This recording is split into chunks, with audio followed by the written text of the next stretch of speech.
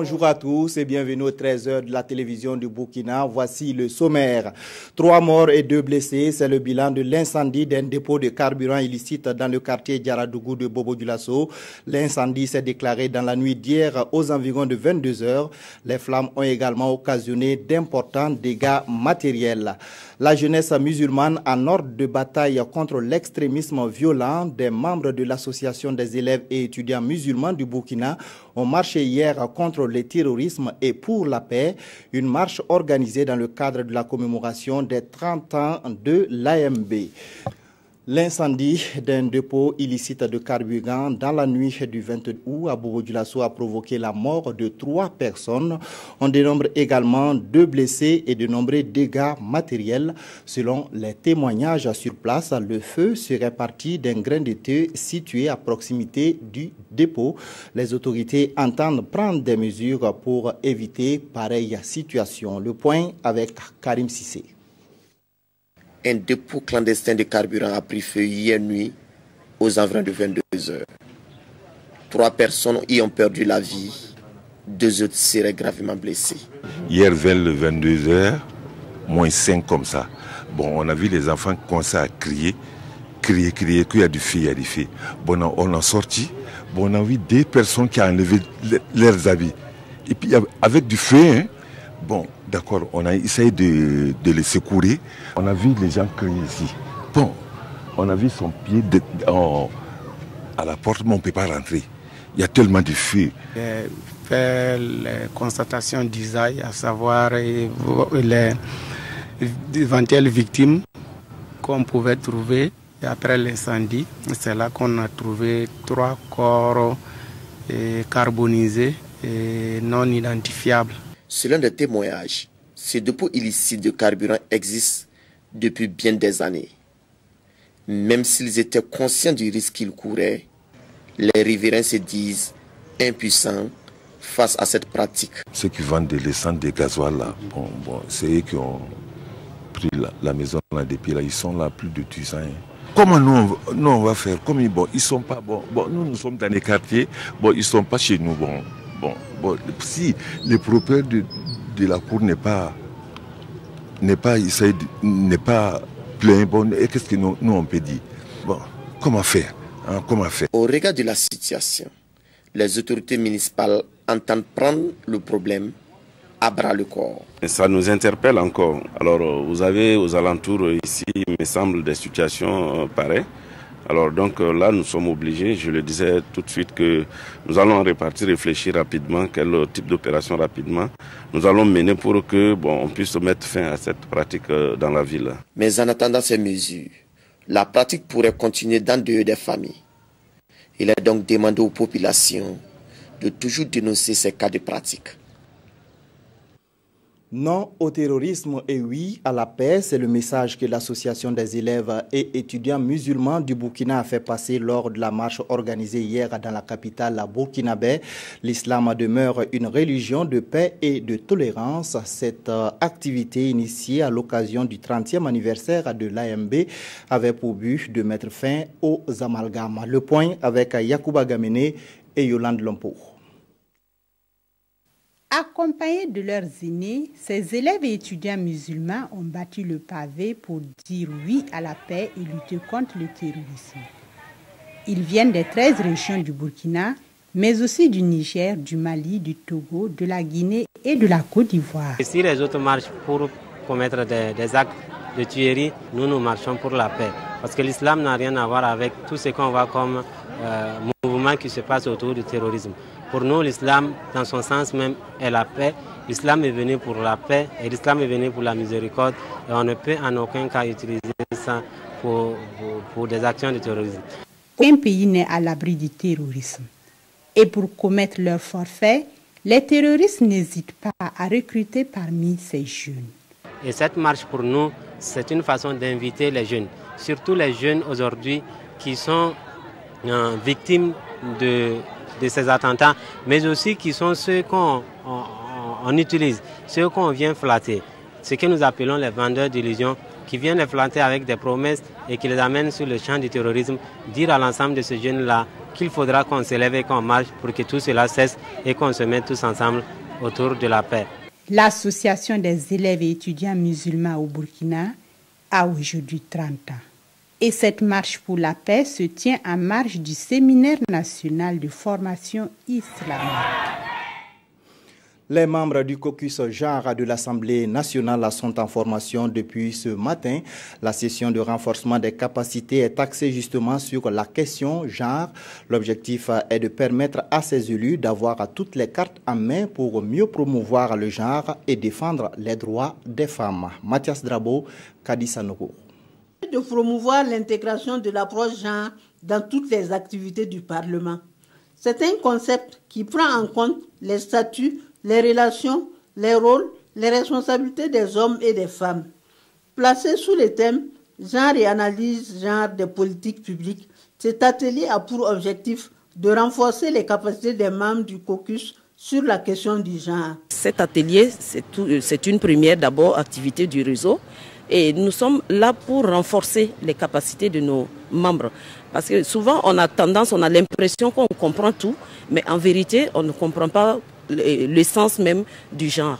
Parce que quand on demande aux uns aux autres qu'est-ce que c'est que le genre, on vous dira c'est l'égalité femmes-hommes, couches défavorisées. Mais ça va au-delà. Cet atelier a bénéficié du soutien de l'USAID et du NDI. La lutte contre l'exclusion, contre les inégalités, les discriminations est un problème de justice sociale et de développement. Et vous remarquerez la présence de la secrétaire d'État chargée de la lutte contre l'exclusion qui montre à souhait que cette question est centrale dans tous nos pays où nous remarquons évidemment que les effets des discriminations impactent beaucoup le développement. Le caucus genre de l'Assemblée nationale a vu le jour en 2005. Cet atelier de 3 jours va permettre à ces parlementaires d'être mieux outillés sur la question du genre au Burkina. Le projet Riz pluvial a fait des heureuses parmi les femmes du Gourmand. Grâce au périmètre aménagé par ce projet dans la commune de Tibga, des femmes réunies en groupement s'adonnent à la production du riz et de bien d'autres céréales. Cette activité de production leur permet de subvenir à leurs besoins. Désiré Ilboudo, Rasmata Ilboudo et Mahamadi Ouedraogo. Le groupement Namangabzanga, fort de 319 membres, dont 235 femmes, exploite ce bas-fond risicole de 40 hectares. Sur cette superficie aménagée en 2014, les exploitants bénéficient d'une assistance technique des agents de l'agriculture de la commune de Tibga. Nous leur demandons effectivement de respecter l'itinéraire technique de production du riz. Par exemple, la préparation du sol jusqu'à la récolte. Après le labour, il faut peut-être faire émietter, procéder maintenant au traçage des lignes de semis pour pouvoir s'aimer. Il faut aussi chercher de la semence améliorée qui est adaptée. Le cycle est court et le rendement aussi est très élevé. Au 40e ou au 45e jour après semis, nous leur demandons d'apporter l'urée. Grâce à ces conseils reçus, cette exploitante arrive à s'en sortir après les récoltes. Je suis dans le groupement depuis 3 ans. Je peux gagner plus de 100 plats. Nous mangeons à notre faim et je vends le reste pour les besoins de ma famille. À Gueliende, toujours dans la commune de Tibga, les 120 femmes du groupement Tewinde cultivent le riz sur les 30 hectares du bas-fond de Yembi aménagé en 2016. Ces femmes qui sont à leur première expérience sont confiantes pour la suite. Je cultivais le mil avec mon mari, mais le groupement est venu nous sauver. Si la récolte est bonne, je pourrai subvenir à mes petits besoins et ceux de mes enfants à l'école. Le non-accès à la terre et le manque de matériel technique sont entre autres difficultés que les femmes de Tibga rencontrent dans leur lutte contre l'insécurité alimentaire. Il y a des périodes où nous rencontrons des difficultés, comme l'acquisition tardive des intrants agricoles. Sinon, nous travaillons très bien. J'ai souffert pour avoir mon champ. Comme je suis femme, c'est difficile. Je ne suis pas membre d'un groupement, mais si je pouvais y être, cela m'arrangerait beaucoup. Pour cette campagne agricole de 2016, plus de 160 tonnes de riz sont attendues par ces groupements qui bénéficient de l'accompagnement du projet riz pluvial. Il sert d'intermédiaire entre les producteurs, les éleveurs et les autres composantes du village. Le Rouga, ou chef éleveur du village de Dokodi, dans le Sénat, a été intronisé le jeudi dernier. Il est assisté dans sa mission d'intermédiation par des jeunes appelés garçons. Comment se déroule l'intronisation de ce chef? Des explications de Bourema Kane et Joseph Bambara. Réjouissance et liesse à Torodi, village situé à 3 km de Dori. Les habitants de ce village et leurs invités se sont parés de leurs plus beaux accoutrements lors de l'intronisation du Rouga, entendez par là le chef des éleveurs de cette localité. Événement qui constitue une première dans ce village de pasteurs. Le Rouga, c'est le chef des éleveurs. Son rôle, c'est de servir d'intermédiaire entre les éleveurs et les agriculteurs, les forces de l'ordre, les autorités religieuses. Intronisé ici par le chef des Rouga de Fadangouma, c'est un chef heureux et comblé de présents qui entend être digne de la confiance placée en sa personne. Je promets de faire de mon mieux pour préserver toujours la sécurité de ce bétail et tous les éleveurs. Et aujourd'hui, tous ceux qui voient ça savent bien que vraiment ce n'est pas un petit truc. Et on est en train d'essayer de voir comment faire pour que l'élevage ici puisse vraiment aller de l'avant. Monsieur Brahima Diallo, intronisé ce jour par le président de l'Union des Rouga, sera le premier répondant des éleveurs en cas de besoin dans tout le village de Torodi. Il sera appuyé dans sa tâche par 17 jeunes communément appelés garçons et par le réseau de Rouga implanté dans 5 régions du Burkina et quelques pays de la sous-région. Le point de presse du syndicat des taximans sur l'abandon de l'utilisation du gaz à butane comme carburant et la saisie de plus de 1000 bidons d'huile impropre à la consommation à Bobo-Dioulasso sont les principaux sujets traités par les quotidiens. La revue de presse, c'est avec Abdul Rasmane Zongo. Exit le gaz butane dans 2 mois, en atteste cette affirmation de la Fédération syndicale des taximens, relayée par le quotidien citoyen, je cite. Nous n'utiliserons plus le butane après le 30 octobre 2016. Et cette unanimité fait suite justement à une courageuse mesure gouvernementale intimant l'ordre de revenir à l'essence et au gasoil. L'Obs affiche de son côté le 8 mai des taximens, car en contrepartie, explique le journal, je cite, l'État procédera au renouvellement du parc des taxis en 2017, puis offrira une allocation de 500 000 francs CFA pour changer le moteur de chaque taxi.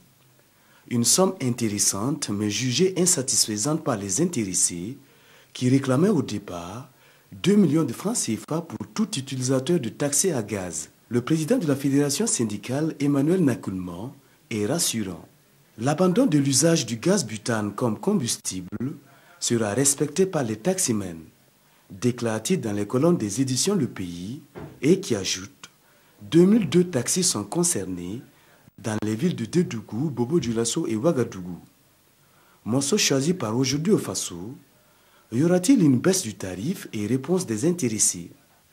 Si l'État arrive à nous offrir le litre d'essence à 500 francs CFA et de gasoil à 450 de nos francs, je vous assure que le taxi va revenir à 200 francs CFA à Ouagadougou.